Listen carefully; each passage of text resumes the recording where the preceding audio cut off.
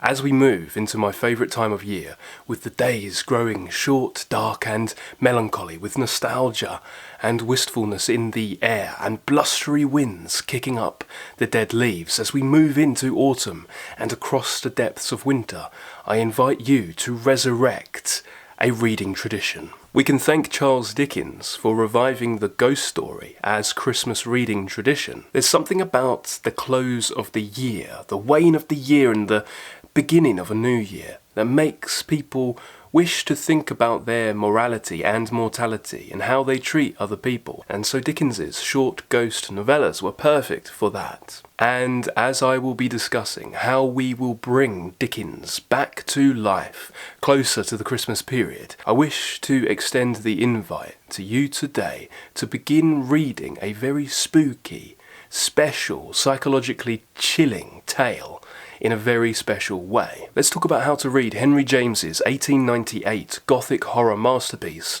The Turn of the Screw. Now, The Turn of the Screw is a rather short work. My volume has it at around 100 pages, so a reader who can read at a moderate pace and who has a few hours on their hands can probably get through the story over the course of an evening or two, a handful of evenings, perhaps. But this is not the way to read The Turn of the Screw. This is not the way Henry James wanted the first readers, or indeed readers today, to read this story. This story should not be binged, it should not be devoured, it should not be consumed over the course of 1, 2, 3, even 4 evenings. No, there is a very special way to read this story, and it will impact your view of the events and the characters. I will give you the structure that I recommend for this story in a moment. But first, let's talk about why read The Turn of the Screw? Why even bother with it? Well, firstly, Henry James's The Turn of the Screw is a gem in the Gothic horror literary tradition. Whether you're already a fan of Gothic horror or you would like to know more, would like to deep dive into more works, The Turn of the Screw is perfect reading for you. The work is psychologically complex and chilling. The prose is also beautiful and luxurious and resplendent and, in all honesty, perfect. Though Henry James doesn't have too many similarities with Proust, I sometimes think when I'm reading James that had Proust written in English, it might look a little bit like Henry James. Henry James is a perfect stylist, and the style is realism. Henry James, writing around the fin de siècle, turn of the century, he's on the cusp of modernism. So you can see the tension between the old world and the old literary tradition and the new. Stephen King, writing on the horror tradition, said that there were only 2 horror stories in the entire century that are worth bothering with, and they are Shirley Jackson's The Haunting of Hill House and Henry James's The Turn of the Screw. Stephen King said it's a story about secrets best left untold and things best left unsaid. Gillian Flynn also called it one of the most chilling horror stories she had ever read. And chilling is correct. The prose is saturated with, suffused with melancholy and a fear of one's nascent demise. Henry James wrote The Turn of the Screw for money, and he got a publication deal with Collier's Weekly to publish it in weekly instalments. At that time, he was suffering financially, and at that time, many of his friends and family members were dropping like flies, his sister included, his close friend, Robert Louis Stevenson, included, and he himself was ill too. And so it's a marvel that this tale was wrought, but very often when I find myself marvelling at a piece of art and wonder how on earth any human could have crafted it, what I'm actually wondering is how could a human suffer that much, because great art, great literature is born out of great suffering. Now, I mentioned that Henry James is great to read for psychological complexity. Well, he's one of those writers, those rare and interesting writers, who somehow manages to conceive of the opposite gender better than his own. Simply put, Henry James writes women superbly well. In fact, he writes women in crisis, abused and terrified women. He writes them with brilliant psychological acuity, as well as straddling the historical and literary borders between Victorianism and modernism. Henry James is also straddling the borders between American literature and English literature. He's a wonderful evocation of transatlantic literature, and he foreshadowed much of what was to come in the 20th century. One can read him through many different lenses. One can read him through a Marxist paradigm, a feminist paradigm, a psychoanalytical paradigm, and a paradigm born out of structuralism. He's an incredible painter of character and a wonderful craftsman of narrative. One device in particular that he excels at is the cliffhanger, leaving you wanting more.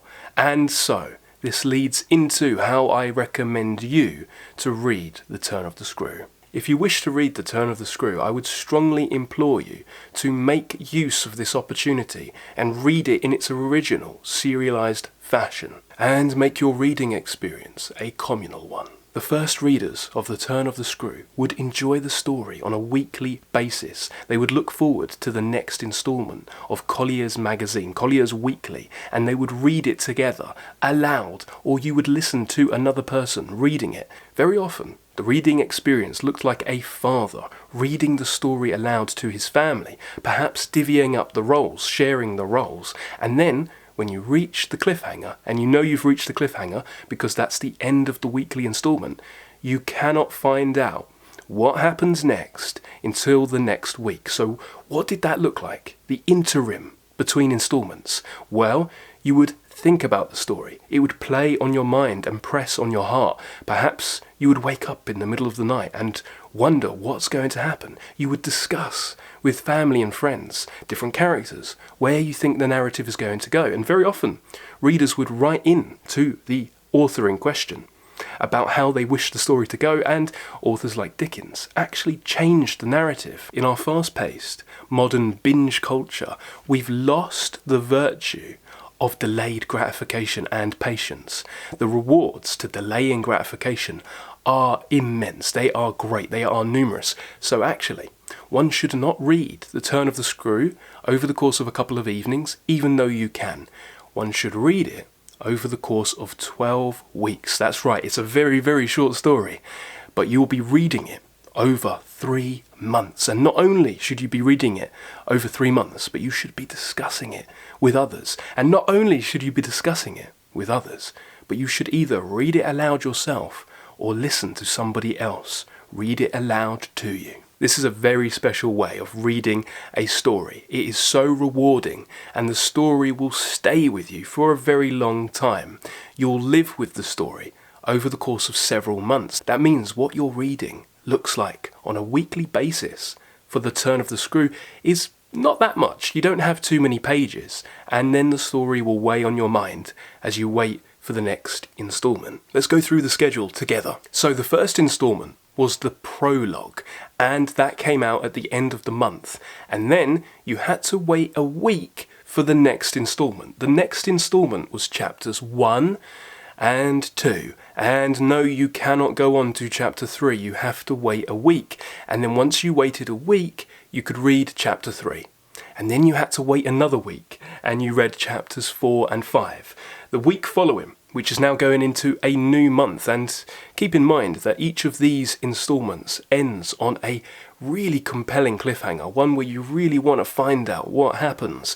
If this was a Netflix original, you would binge on to the next episode, but you shouldn't do that here. You should delay your gratification. Even if you don't wait a week, you should at least wait a couple of days, or take a symbolic pause before going on and really feel the resonance of that first reader who couldn't find out what was going to happen next. In the interim, you would discuss it, you would think about it, and it would play on your mind. This is wonderful. If you've never done this style of reading before, you're in for a treat. It is so affecting, and it's so rewarding, and it's so fun. So going into the next month, the next instalment would give you chapters 6 and 7. Then you'd have to wait a week for chapters 8 and 9. The week following was a bumper week, chapters 10, 11 and 12. And then the next week it was chapters 13, 14 and 15. Now you're going into the third month, and you get chapters 16, 17 and 18 one week, 19 and 20 the next, 21 and 22 the following week, and 23 and 24, and the tale is finished, and you are psychologically spent. Now, if you would like to replicate this reading experience for yourself across the autumn and winter period, then the Hardcore Literature Book Club is doing exactly that. We have quite a few big reads on the schedule, and different readers have picked different reads to focus on. Some are partaking in the autumn big read of Victor Hugo's Les Miserables, some are reading Don Quixote, some are reading Anna Karenina, some are looking forward to the Secret Dickens project at the end of the year. Now, I think that it is still very feasible to read The Turn of the Screw in this fashion alongside a big read, so it shouldn't be too overwhelming. What I would propose is that you choose or designate a certain day of the week where you rifle through your allotted pages. What we'll be doing is each month we will have a bumper mega chat about the book thus far, and no spoilers for anybody who's read on. So you'll get to the end of the month and you will have read the first 5 chapters. Then the following month you would have read 15 chapters in all, and then finally the last month you would have read 24 chapters. It's up to you to portion out the weekly reading amount. So when you read the prologue, restrain yourself and wait a week. Then when you read the first 2 chapters, restrain yourself again and wait a week. And then after a couple of weeks, we come to the chat where we all share in the delight, the terror, the chilling psychological terror at the heart of The Turn of the Screw together. This is where we ruminate on what's going to happen next, where we hypothesize, and where we share our love of particular passages. It's going to be a lot of fun. So, it's not a huge reading obligation. Essentially, you only have a couple of pages or so each week, and it should add up, and it will be a very rewarding experience. This is something that most certainly can be done alongside a big read. We've also got a few other fun Halloween projects. So this reading tradition will take us across Halloween and all the way up to Christmas, where another reading tradition will take over. Over the Halloween period, we also have a couple of other fun little projects that you may or may not wish to partake in. Pick and choose as you see fit. At the end of the month, we'll be doing a weekend read of Mary Shelley's Frankenstein, one of my personal favourite horror novels of all time and another great representation of Gothic horror literature. This is a short novel, so this can also be pegged as a weekend read split across a couple of days, just for fun as we ramp up to Halloween. Members of the Hardcore Literature Book Club who fancy having a bit of a scribble and scaring the pants off of everyone else will be asked to submit a ghost story. Now, this is certainly not obligatory. This is just for those who wish to exercise their creativity and write a ghost story. And on Halloween weekend, I will be lighting some candles and reading some of the stories aloud. We'll talk about that more in depth in another video and audio, but for now, grab yourself a copy of The Turn of the Screw. There are many great copies cheaply available. I personally like the collected works of Henry James, Volume 2 in Everyman hardback. It has The Turn of the Screw in there. Wonderful paper, beautiful book to hold, really fits in with the ritual, the tradition we're trying to summon. And here's a bonus. I would really strongly urge you to get an audiobook version of The Turn of the Screw if you have an Audible membership. The Turn of the Screw, narrated fabulously by Emma Thompson. Seriously, she's done a great job here. Emma Thompson, who's a great thespian, a great actor. She has narrated The Turn of the Screw, and it is included in your Audible membership. Essentially free, a free credit. What I would recommend for those who wish to take their reading experience to the next level is to pair the audio with the reading experience. So running your eyes along the text and listening as the narrator brings it to life. An added bonus, a bonus on top of a bonus, is I would recommend that you read passages aloud. If you have someone that you can read them to, fantastic. If not, read them under your breath and appreciate the words in your mouth. This will really make the terror at the heart of The Turn of the Screw come alive all the more. So there you go. That's how you read The Turn of the Screw by Henry James. That's how you start an autumn and winter reading tradition. And that's how you live the great books. Thank you very much for watching.